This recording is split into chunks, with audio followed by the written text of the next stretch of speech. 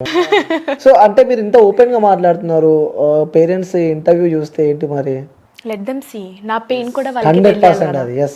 అంటే నేను ఇదే సేమ్ ఇది చెప్పినట్టే స్వీట్గా మా మమ్మీకి చెప్పినా సరే, అంటే మా మమ్మీ డాడీకి చెప్పినా సరే వాళ్ళు చాలా లైట్ తీసుకుంటారు. ఎందుకంటే పేరెంట్స్ వాళ్ళకి ఒక ఇది ఉంటుంది, మేము పెద్దోళ్ళం, మేము పేరెంట్స్, మేము చెప్పిందే వినాలి, మేము కన్నాం కాబట్టి అంటే వాళ్ళు అదొక హోదా తీసేసుకుంటారు, మేము కన్నాం కాబట్టి.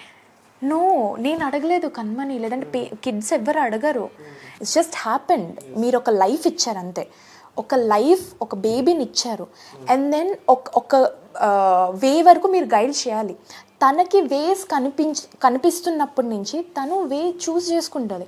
ఆ వేలోని తప్పులు ఏమైనా ఉంటే మీరు రెక్టిఫై చేయాలి అంతే, మీరు కరెక్ట్ చేయాలి. కొంతమంది పేరెంట్స్ మర్డర్ చేసి వచ్చినా సరే సపోర్ట్ చేస్తారు, క్రిమినల్ని కూడా సపోర్ట్ చేస్తారు, క్రైమ్ చేసినా సపోర్ట్ చేస్తారు. మేమేం తప్పు మేమేం తప్పు చేసామని మీరు సపోర్ట్ చేయలేకపోవడానికి. నిజంగా మీరు మాట్లాడుతూ ఉంటే సో మీ లోపల ఉన్న ఇంటెన్షన్ లైక్ హార్ట్ఫుల్గా, ఓపెన్గా, సో నిజంగా ఇంటర్వ్యూ నేను కూడా కోరుకుంటున్నా. మీ పేరెంట్స్ చూడాలి అంకుల్, నేను కూడా రిక్వెస్ట్ చేస్తున్నా అంకుల్ ఆంటీ.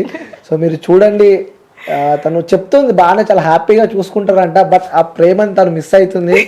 సో ఆ ప్రేమను వేరే వాళ్ళకి పంచకన్నా ముందే ఆ ప్రేమను మీరు తీసుకోండి. ఎందుకంటే తను కొంతమంది మనసులో పెట్టుకొని చాలా భయపడుతూ ఇబ్బంది పడుతూ ఉంటారు.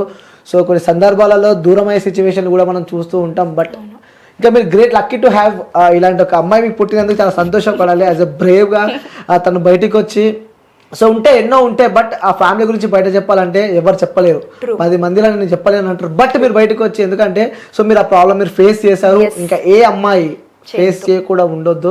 సో ఇదొక ఇంటర్వ్యూ అనుకున్నా, బట్ ఇదొక మెసేజ్ అయిపోయింది అందరికీ. సో తప్పకుండా ఈ ఇంటర్వ్యూ ప్రతి ఒక్కరు చూడాలి. సో ఇంకా చివరిగా చూసే వ్యూవర్స్కి కానీ ఇంకెవరికైనా ఏమని చెప్పాలనుకుంటున్నారా మీరు? Nothing, live your life, live this moment. మీకు నచ్చింది చేయండి. చాలామంది ఉంటారు, ఎలా అంటే పేరెంట్స్కి ఇష్టం లేదు కదా అని తను ఆపేసుకుంటారు. లవ్ అవ్వు, లేదంటే ఫ్రెండ్షిప్ అవ్వు, లేదంటే తన అలవాట్లు అవ్వు, అంటే అట్లీస్ట్ డ్రెస్సింగ్ విషయంలో అయినా సరే పేరెంట్స్ రెస్ట్రిక్షన్ ఉంటుంది. తనకి ఇష్టమైనా సరే తను వేసుకోలేదు. కెరియర్ అవ్వు, ఏదైనా సరే, యూ గాట్ వన్ లైఫ్. అది ఎన్ని రోజులు బతుకుతావో తెలీదు, నెక్స్ట్ నీకు ఒక లైఫ్ ఉంటుందో లేదో తెలీదు. పక్కనోళ్ళు ఈవెన్ దో మన పేరెంట్స్ హర్ట్ అవుతున్నారు కదా, లెట్స్ నాట్ డూ దిస్ అనుకుంటే you're killing yourself. So నీకు నచ్చింది చేసుకో, ఏదైనా సరే. హర్ట్ అవుతుందా 10 సార్లు చెప్పు, 20 సార్లు చెప్పు, 50 సార్లు చెప్పు, అవ్వట్లేదా వదిలే, వాళ్ళే అర్థం చేసుకుంటారు ఒక పాయింట్ తర్వాత. బట్ నీకు నచ్చింది నువ్వు చేసుకోకపోతే పడుకునే ముందు ఒక ప్రశాంతత దొరకదు. So don't kill your self, just live your life. నీకు నచ్చినట్టు బతుకు, తప్పులు చేయకు. సూపర్. సో ఇంకొకటి అడుగుదాం అనుకుంటున్నాను, ఎందుకంటే ఇంత బ్రేవ్గా మీరు మాట్లాడుతున్నారు కాబట్టి. సో ఈరోజు రేపు ఏమైపోయిందంటే, సో కలిసి ఉంటున్నారు, సో కలిసి వాళ్ళు రిలేషన్లో ఉన్నప్పుడు బాగానే ఉంటున్నారు. ఇన్ కేస్ కొన్ని సంవత్సరాల తర్వాత, కొన్ని సంవత్సరాలు కాగానే ఫస్ట్ వాళ్ళ నోట్ల నుంచి వచ్చేది మా ఇంట్లో వాళ్ళు ఒప్పుకోరు, మా ఇంట్లో వాళ్ళు ఒప్పుకోరు. సో నా క్యాస్ట్, సెకండ్ విషయం వచ్చేసరికి క్యాస్ట్, నీ క్యాస్ట్ వేరే, నా క్యాస్ట్ వేరే. సో అంటే ఇలాంటివి విన్నప్పుడు నాకు నవ్వొస్తూ ఉంటుంది. అంటే ఉన్నప్పుడు బాగానే ఉన్నావు, తిరిగినప్పుడు బాగానే తిరిగినావు, ఈ లాస్ట్కి వచ్చేసరికి మా ఇంట్లో వాళ్ళు ఒప్పుకుంటలేరంటే స్టార్టింగ్ తెలియదా? కరెక్ట్. ఎస్, దీని గురించి మీరేం చెప్పాలనుకుంటున్నారు? ఎందుకంటే తెలియాలి ఇది.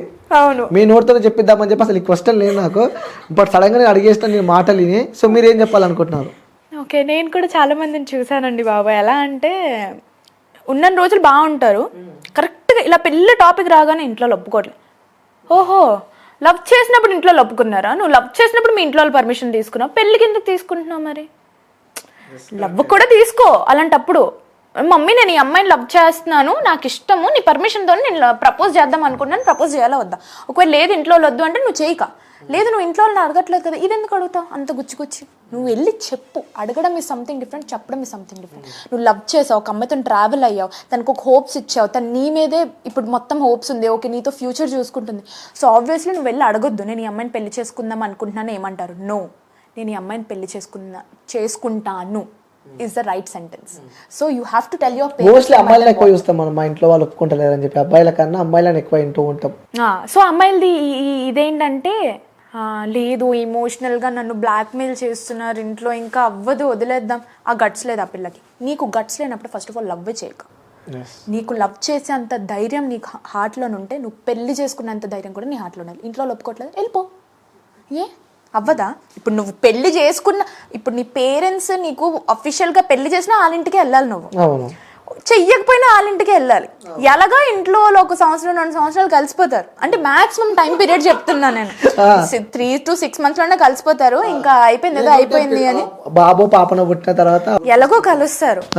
నువ్వు అరేంజ్ మ్యారేజ్ చేసిన వాళ్ళ ఇంటికి వెళ్తావు, లవ్ మ్యారేజ్ చేసుకున్నా వెళ్ళిపో అలాంటప్పుడు. అంతేగాని ఈ చెత్తలో ఎక్స్ప్లెనేషన్ నాకు నచ్చదు. ఇంట్లో వాళ్ళు ఒప్పుకోవట్లేదు, ఇంట్లో వాళ్ళు ఒప్పుకోరు అన్నప్పుడు నువ్వు లవ్వే చేయక, ఫస్ట్ ఆఫ్ ఆల్ నువ్వు స్టార్టే చేయక. ఇది సంవత్సరాలు 2 సంవత్సరాలు 3 సంవత్సరాల తర్వాత వాళ్ళకి గుర్తొస్తుంది అనమాట, ఇంట్లో వాళ్ళు ఒప్పుకోవట్లేదు లేదా ఒప్పుకోరు అని. 3 సంవత్సరాలు లేట్ చేసావు గురు నువ్వు. సో ఈ కంటిన్యూషన్ ఇంకోటి అడుగుతున్నాను, ఎందుకంటే పర్సనల్ గా నేను ఎక్స్పీరియన్స్ చేయలేదు, నా ఫ్రెండ్స్ ఎక్స్పీరియన్స్ చేశారు. మంచి రిలేషన్ లో ఉన్నారు, అన్ని రోజులు రిలేషన్ మంచిన్నారు, లైక్ 6 years 7 years రిలేషన్ ఉన్నారు. తర్వాత మ్యారేజ్ అయిపోయింది అమ్మాయికి. ఆ తర్వాత పెళ్ళైన తర్వాత మళ్ళీ వీళ్ళకి ప్రేమ గుర్తొస్తూ ఉంటది. అంటే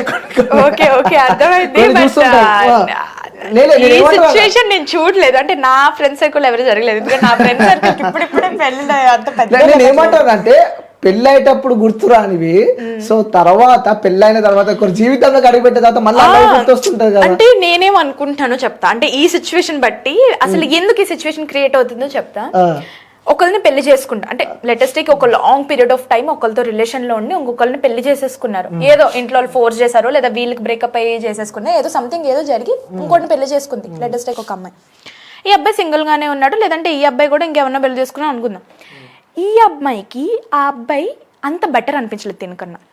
ఎందుకంటే ఆ మెమరీస్ అవ్వు, లేదంటే ఆ అలవాట్లు, నేను ఇందాక అన్నాను కదా కంపాటబిలిటీ లెవెల్స్ అని, ఆ అబ్బాయితో బాగుండే, అందుకే అన్ని సంవత్సరాలు కలిసి ఉన్నారు. ఇప్పుడు ఈ అబ్బాయితో సెట్ అవ్వట్లేదు, ఎందుకంటే పెళ్ళి అనేది అలా ఉండదు కదా, అన్ని సంవత్సరాలు ట్రావెల్ అవ్వరు. ఫస్ట్ ఆఫ్ ఆల్ 3 నెలలు 6 నెలలు చూసుకుని ఇలా మాట్లాడుకుంటారు, పెళ్ళి అయిపోతుంది. సో ఈ గ్యాప్ లో తెలియదు బేసిక్లీ. ఈ అబ్బాయికి సేమ్ అలా జరుగుండదు. అరే బాబు నా పాస్ట్ గర్ల్ ఫ్రెండ్ బెటర్ బాబు, ఇదేట్రా బాబు ఇలా తినాల్సిందని ఈడ అనుకొని ఉంటాడు. ఈ పిల్లకి ఈ అబ్బాయితో సెట్ అవ్వట్లేదు, వీళ్ళిద్దరు అఫైర్ పెట్టుకునే ఛాన్సెస్ ఉన్నాయి మాక్సిమం. ఇది అనుకుంటున్నాను, లేదా ఇంకేం రీజన్స్ ఉండవు. అంటే అప్పుడు గుర్తురాని ప్రేమలు ఇప్పుడు గుర్తొస్తా, అంటే బెటర్ అనిపిస్తారు బేసిక్లీ. అంటే అది అవుట్ ఆఫ్ లవ్ కూడా కాదు, అది అంటే నిజంగానే ప్రేమించేసుకుందాందా అని కాదు, వాళ్ళకి ఏంటంటే బెటర్ అనిపిస్తారు. 100% కరెక్ట్. అంటే అప్పుడు ఉన్నప్పుడు బాగుండే, ఇప్పుడు చేసుకొని ఇబ్బంది పడుతున్నాయేమో, అయినా అబ్బాయి గుర్తొస్తున్నట్టే ఇన్ కేసు అది లవ్ అనుకుంటారు, బట్ ఏదో అది మనం వదిలిపడేసాలి. సో నిజంగా thank you so much Manisha, thank you so much అడిగినప్పుడు వచ్చినందుకు. ప్లస్ ఇంకోటి నేను ఏదో అనుకున్నా కానీ ఇంకెటో వెళ్ళిపోయింది ఇంటర్వ్యూ. సో నిజంగా మళ్ళీ ఒకసారి చెప్తున్నా, సో ఇంటర్వ్యూ ద్వారా మీరు ఇంటికి వెళ్ళినప్పుడే నాకు తెలిసి ఇంటర్వ్యూ మీ ఫ్యామిలీతో కలిసి చూపియండి. సో చూసినాక నాకు కాల్ చేయండి. సో ఈ యొక్క ఇంటర్వ్యూ మీకు ప్లస్ అయితే అని చెప్పి నేను అనుకుంటున్నాను, ఎందుకంటే మీ లైఫ్లో ఎన్ని స్ట్రగుల్స్ ఫేస్ చేశారో. సో నిజంగా చెప్పాలి అంటే మనం ఎంత సంతోషంగా ఉన్నా, బాధలో ఉన్నా, ఎంత ఫ్రెండ్స్ ఉన్న ఎవరున్నా, మోస్ట్లీ మనకు గుర్తొచ్చేసి కన్న తల్లిదండ్రులు మాత్రమే.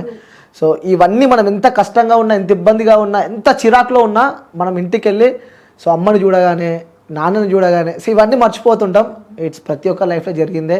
సో నువ్వు ఎప్పుడు బాధపడొద్దు, ఇంకా హైట్స్కి వెళ్తావు. సో ఇంటర్వ్యూ చూసిన తర్వాత మీ కన్న తల్లిదండ్రులు రియలైజ్ అవుతాడు. ముఖ్యంగా మీ నాన్నకు కూడా నేను చెప్తున్నా, రిక్వెస్ట్ చేస్తున్నా, తను పక్కా రియలైజ్ అవుతాడు. సో ఇంకొకటి నేను ఏం చెప్పాలనుకుంటున్నానంటే, సో వాళ్ళు కూడా మన కోసమే కష్టపడతారు. నా కూతురు ఎప్పుడు కొంచెం హైట్స్లో ఉండాలి, ఎందుకంటే మోస్ట్లీ మనం బతకాలంటే మనకు డబ్బు కావాలి. సో డబ్బుతో పాటు ప్రేమ కూడా ఉండాలి.